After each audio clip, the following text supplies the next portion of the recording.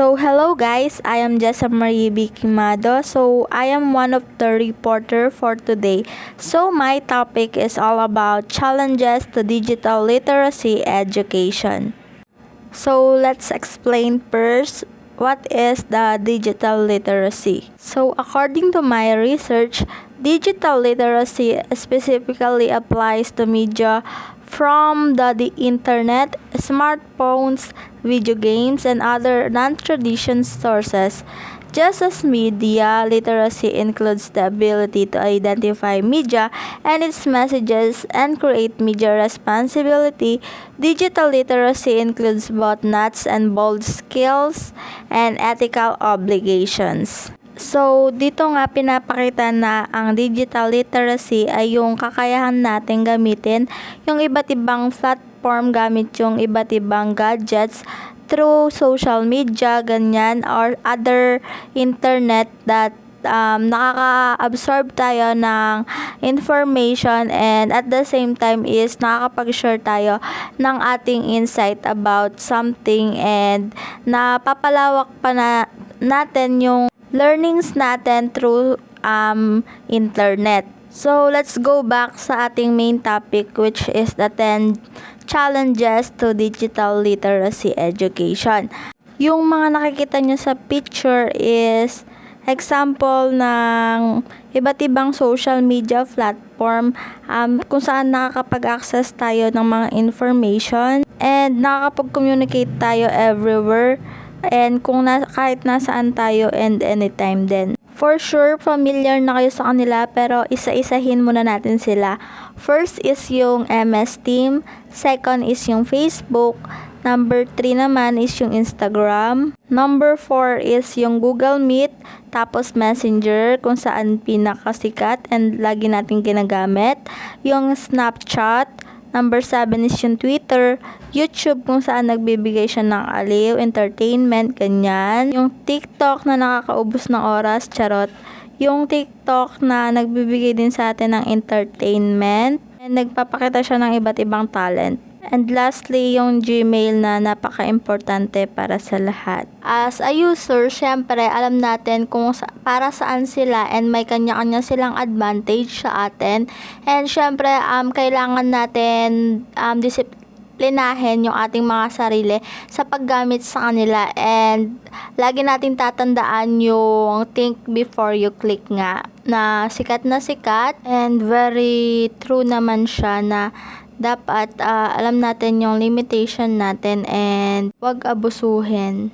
Let us be responsible sa mga action natin and syempre, kailangan with learning pa din. So, forward na tayo sa ating first challenge which is the school community resist change. Ang isang example nito is yung nangyari ngayong pandemic since bigla ngang yung COVID-19 na hindi inaasahan ng lahat. So, isang major factor to na maka-affect sa lahat lalo na sa mga teacher or student na hindi naman talaga technically and syempre yung mga ibang student din. Lalo na yung mga walang kakayang bumili ng iba't ibang gadget na magagamit nila sa panahon ngayon. Pero syempre, kailangan nilang i-adapt yung new environment kasi nga we are globally competitive na. So, kailangan marunong silang i-adapt yung change and nasa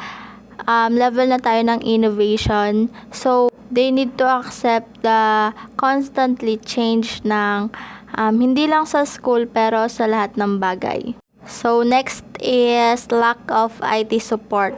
So, gaya nga ng sabi ko is, we are not all familiar sa mga technology problem, ganyan. And syempre, mas nasanay tayo sa traditional method na lagi natin ginagamit which is the ball pen and pen. And sa mga teacher naman is blackboard and chalk. So, nagiging hindrance din siya minsan sa learning and syempre, hindi naman lahat tayo is marunong sa digital world. So, another is technology continuously changing. So, syempre, hindi lang yung community or yung school yung nagpabago, pati yung technology. Syempre, kailangan nating sumabay doon and it will continue to change kasi nag-i-innovate yung iba't ibang technology na nakakapag-improve and mas nakaka-help pa sa atin. So, nakikita naman natin na walang technology yung nag-stay sa ganun lang siya. And for example, yung mga cellphone, 'di ba, dati keypad lang, ngayon is touchscreen na.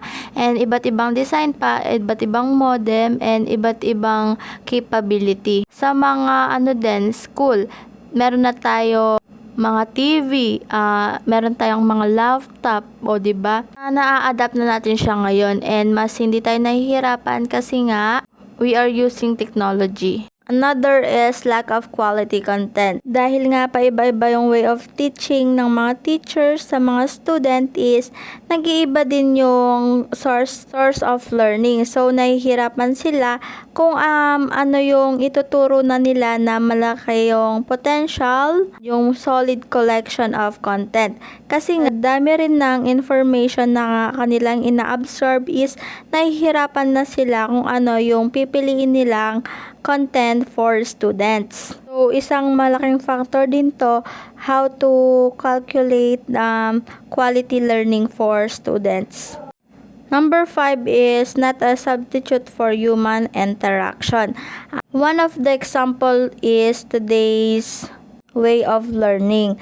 Syempre, nawawala na yung socialization ng mga student pati na rin ng mga teacher. So, nahihirapan tayong ma-communicate dahil nga sa technology, and syempre, merong communication barrier na nagaganap tuwing may lesson. And iba-iba tayo ng adaptation through message lang or the tone of voice, kasi iba pa rin yung face-to-face, nakaharap mo siya and di mo nakikita kung nakikinig nga ba talaga sa student or present lang siya, and then tulog yung mindset niya. Another thing is high cost. Syempre, sa mga nag-start pa lang magpundar ng mga gantong technology is mahirap para sa kanila, lalo na sa pandemic, and especially dagdag din to sa babayaran sa kuryente, mga ganito. Kunwari, wala kang gamit, kailangan mo pong bumili or mag-provide para lang may magamit ka sa online class. Nabibilang siya sa mga challenges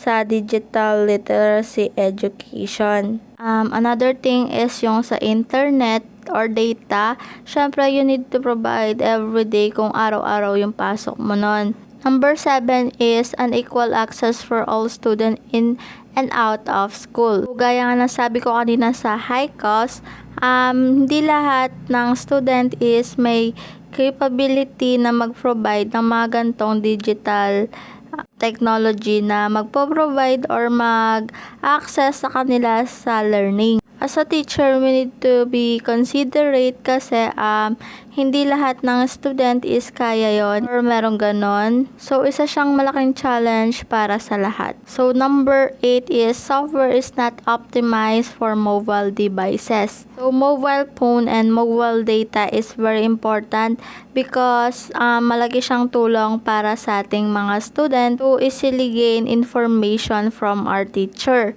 It is very flexible kasi parang ando na din lahat ng mga needs natin. And for sure, halos naman tayo is meron nun.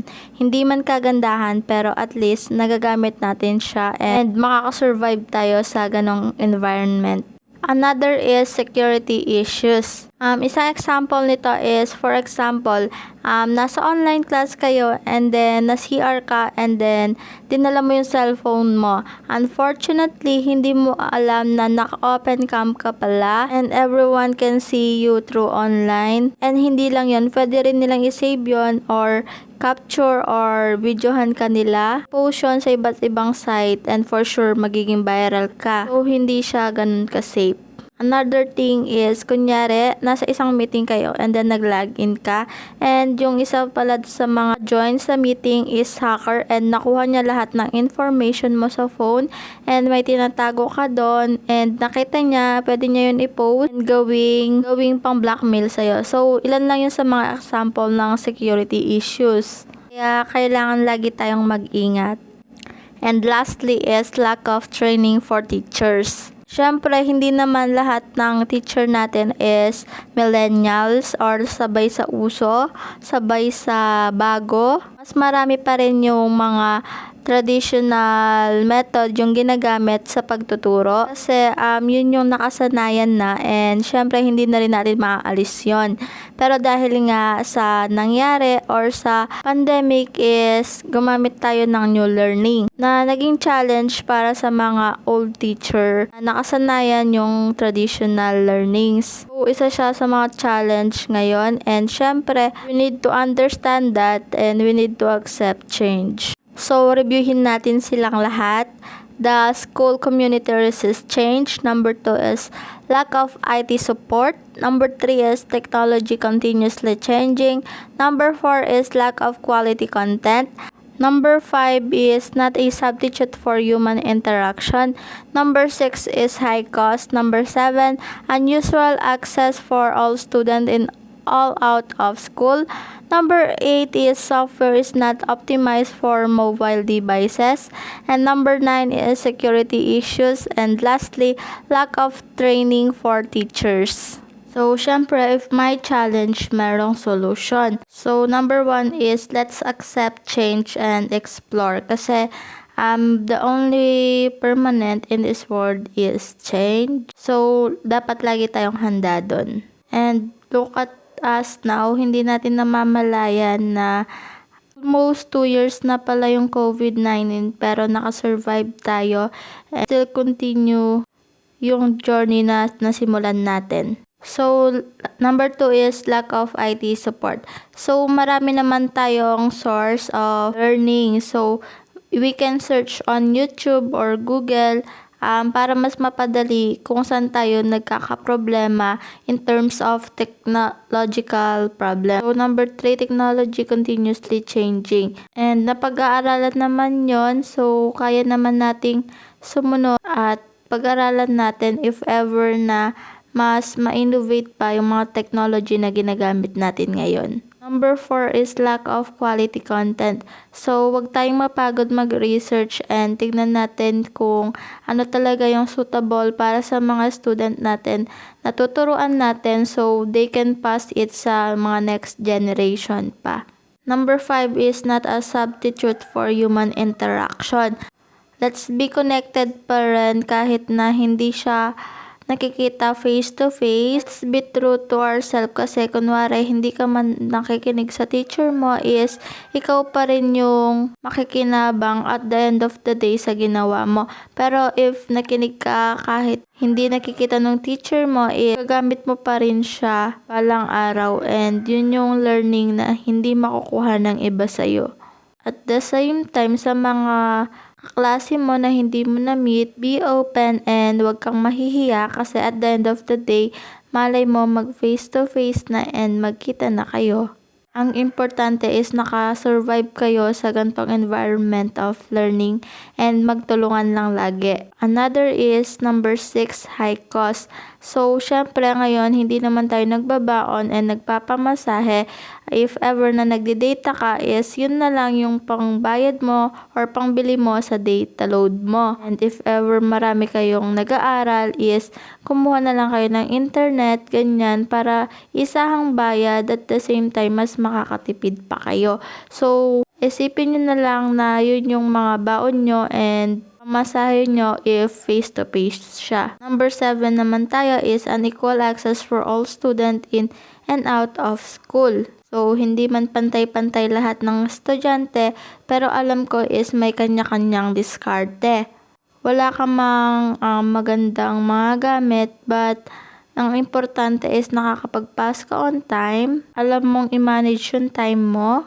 Siyempre, mas porsigido ka gumawa kasi mas mahirap if phone lang yung gagamitin mo. Kung may tiyaga, sabi nga nila is may nilaga. Konting tiyaga na lang kasi mag-face to face na rin yan. So, may mga phone na hindi siya capable for software devices. Ang gawin na lang natin is if ever manghiram na lang muna sa mga kilala mong merong ganun kasi hindi naman siya matagalan, and kung magpapas ka lang din ng that day is hindi mo naman siguro gugugulin yung isang araw para doon. So bilisan na lang, and syempre manage your time properly sa paggamit nung hiniram mo.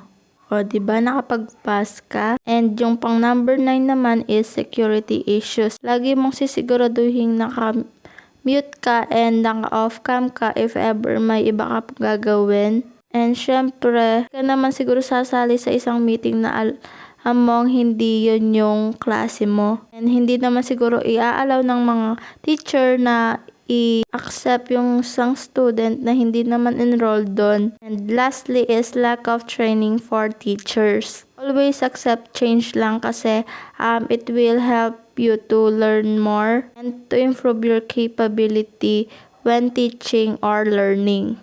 Matuto ka rin mag-absorb ng new stuff sa life and to experience new thing. So, yun yung mga 10 challenges sa digital literacy education.